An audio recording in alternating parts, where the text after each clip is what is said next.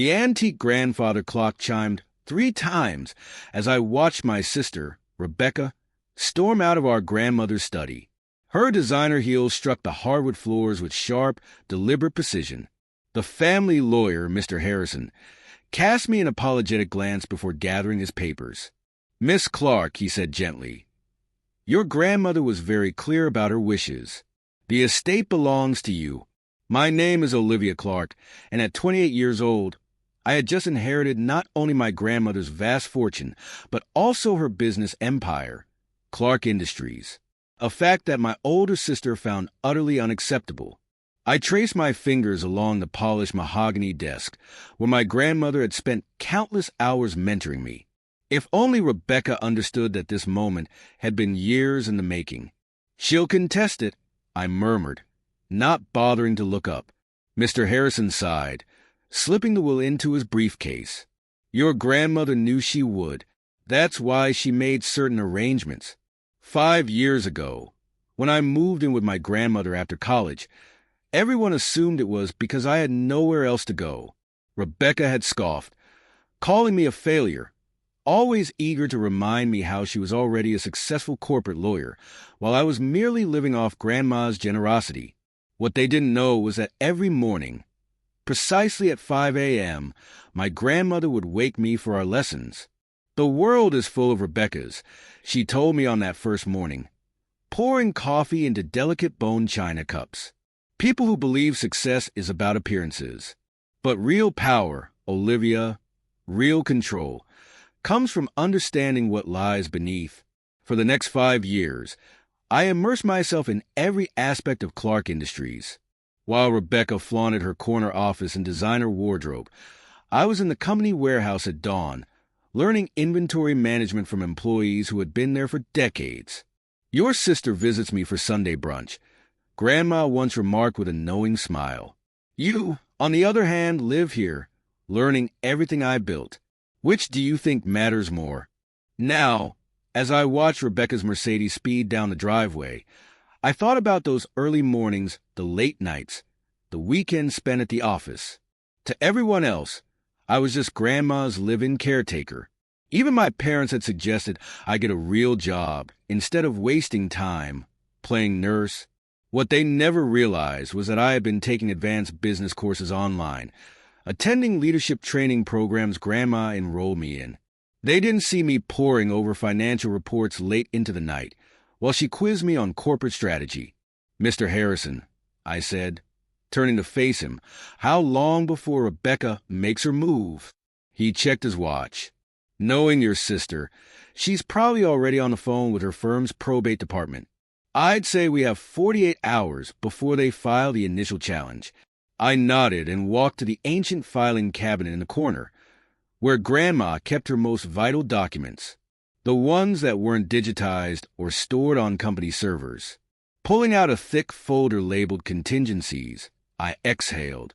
"She taught you about this too, didn't she?" Mr. Harrison asked, watching me with newfound understanding.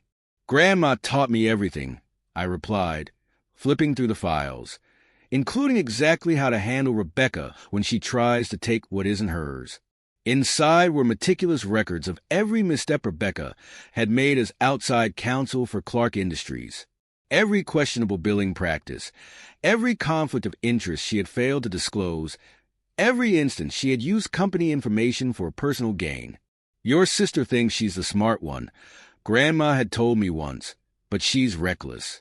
She leaves traces. Remember that, Olivia. In business and in life, it's not the obvious threats you should fear. It's the quiet ones who are always watching." My phone buzzed.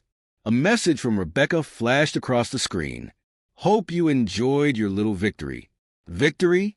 When my lawyers are finished, you'll be lucky if Grandma's china set remains yours." I smirked, recalling Grandma's most important lesson: never let emotions dictate your response. Emotion clouds judgment, Olivia. Strategy demands clarity. Instead of replying to the text, I dialed Maria Santos, Grandma's trusted assistant and my secret mentor for the past 5 years. "It's time," I said as soon as she answered. "Rebecca's making her move, Everything is in place, Maria responded, her smile evident in her voice. Your grandmother left precise instructions. Shall we begin? For the next several hours, Maria and I methodically carried out Grandma's carefully laid plan. First, we reached out to key board members. Not the official board that Rebecca was familiar with, but the private advisory board Grandma had quietly assembled over the last 5 years. These were individuals who had guided me, worked alongside me, and knew firsthand what I was capable of. Next, we contacted crucial clients and partners, leveraging relationships I had cultivated during my so-called wasted years working across different departments. While Rebecca had been climbing the corporate ranks at her law firm, I had been learning the inner workings of our family business from the ground up. By midnight, my phone buzzed incessantly with messages from Rebecca's former allies, executives who had once supported her, now uncertain of their standing. They had assumed she was the rightful heir, the accomplished lawyer, the poised businesswoman. But now, they were realizing that Grandma had been shaping a different kind of leader. I sat in Grandma's study, now my study, my gaze settling on a framed photograph of her. In the image, she stood proudly in front of the first Clark Industries warehouse, a woman forging an empire at a time when women weren't expected to lead. Your sister believes power comes from titles and corner offices, Grandma had told me in one of our final conversations. But true strength lies in knowing every cog in the machine, understanding the people who make it function. I taught you everything, Olivia. The real question is, are you ready to use it? As the grandfather clock struck midnight, I rose, smoothing the lapels of my simple black blazer. By morning, Rebecca would step into her office only to find that key clients had already pledged their support for my leadership. The board would hold an emergency meeting to confirm my position, and her legal attempts to contest the will would be thwarted by airtight documentation, proving why Grandma had chosen me. But before any of that, there was one final lesson to acknowledge. I stepped over to Grandma's safe, inputting the familiar combination she had taught me years ago. Inside was a single envelope, labeled in her elegant handwriting. For Olivia, when Rebecca reveals her true nature. I unfolded the letter and began to read. My dearest Olivia, if you are holding this letter, then Rebecca has responded exactly as I expected. Power reveals people, my darling. It exposes who they truly are. Your sister sees the world as a competition to be won. You see it as a legacy to be upheld. That is why you are reading this in my study, and she is likely sitting in her office, scheming her next move. But always remember, this isn't about defeating Rebecca. It's about proving yourself worthy of what I have built. I didn't choose you because you are smarter or more talented, but because you understand what Clark Industries truly represents. A family of individuals working together to create something meaningful.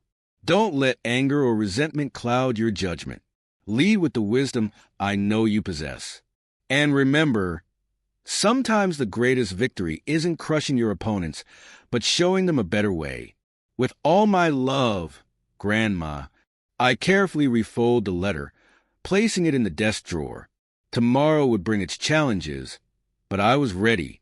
Grandma had made sure of that. My phone buzzed again, another furious text from Rebecca. I only smiled, reflecting on every lesson, every early morning, and every quiet preparation that had led me to this moment. Rebecca believed she was battling her younger sister, but she had no idea she was up against someone who had spent 5 years preparing for war. The morning after the will reading was crisp and cold as I arrived at Clark Industries headquarters at 5 a.m., an ingrained habit I had no intention of breaking. The security guard, Tom, acknowledged me with a knowing smile. He had watched me show up at this hour countless times before, though most assumed I was merely the boss's granddaughter lending a hand. My first destination wasn't my grandmother's former office, but a modest conference room where the true work unfolded. Maria was already there, surrounded by stacks of documents and typing on her ever-present laptop. Rebecca's legal team filed a challenge an hour ago. She informed me without looking up. They're arguing diminished capacity and undue influence. I poured coffee into my grandmother's favorite mug. Right on schedule. Have they realized yet? Maria's lips curled into a smirk. That your grandmother underwent quarterly psychological evaluations for the last 5 years, or that every decision regarding your training was documented and verified by independent parties. The case just landed on Mr. Harrison's desk.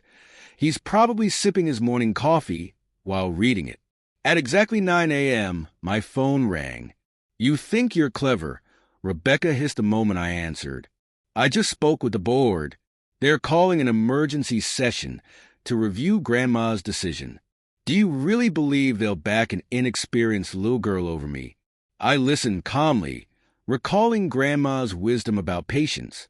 When she finally ran out of steam, I simply replied, "The meeting's at 2 p.m. I'll see you there." What Rebecca didn't realize was that I had spent the past 5 years earning the respect of every board member, not through lavish dinners or socializing, but through genuine work. Mr. Chun from operations had personally taught me supply chain logistics. Mrs. Rodriguez had mentored me in finance. They had watched me develop, learn, and prove my worth, while Rebecca had been focused on her own corporate ascent. At precisely 1:55 p.m., I entered the boardroom. Rebecca was already there, dressed in an expensive suit, radiating confidence. She had strategically positioned her supporters on one side of the table, expecting me to face unified opposition. Standing, she began her speech. Before we proceed, we must address the stability of Clark Industries under its current circumstances. My legal team has prepared a thorough analysis demonstrating why my grandmother's decision should be reconsidered.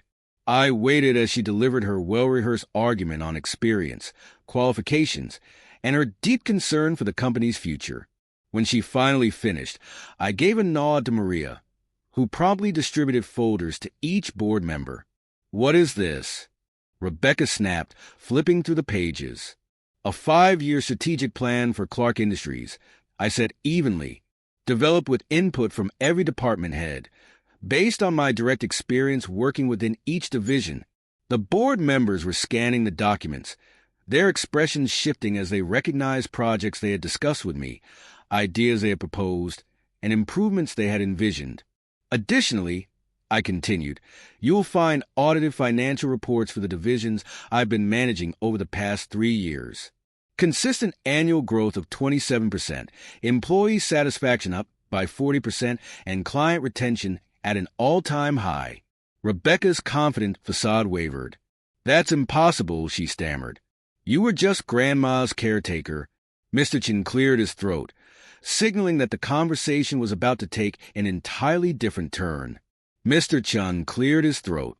"Actually, Miss Clark, your sister has been effectively managing our Asia-Pacific operations since 2021. The expansion plan you commended last quarter, that was her doing." Mrs. Rodriguez nodded. "And the financial modeling system we implemented last year? Olivia developed it after spending 6 months meticulously identifying inefficiencies. One by one, board members began recounting projects I had spearheaded, challenges I had resolved, and innovations I had introduced. Rebecca had assumed I was merely a caretaker for our grandmother, but the truth was far different. "This is absurd," Rebecca snapped, though her confidence wavered. "I'm a corporate lawyer. I have legitimate business expertise." "Yes," I replied gently, "you're a lawyer. But I'm a leader." Grandma understood the difference. I retrieved one final document, the letter Grandma had left for this very moment. Unfolding the paper, I read aloud, "Dear board members, if you are reading this, you are deciding between my 2 granddaughters. One has spent her career climbing ladders. The other has dedicated 5 years to learning how to build them. Choose wisely.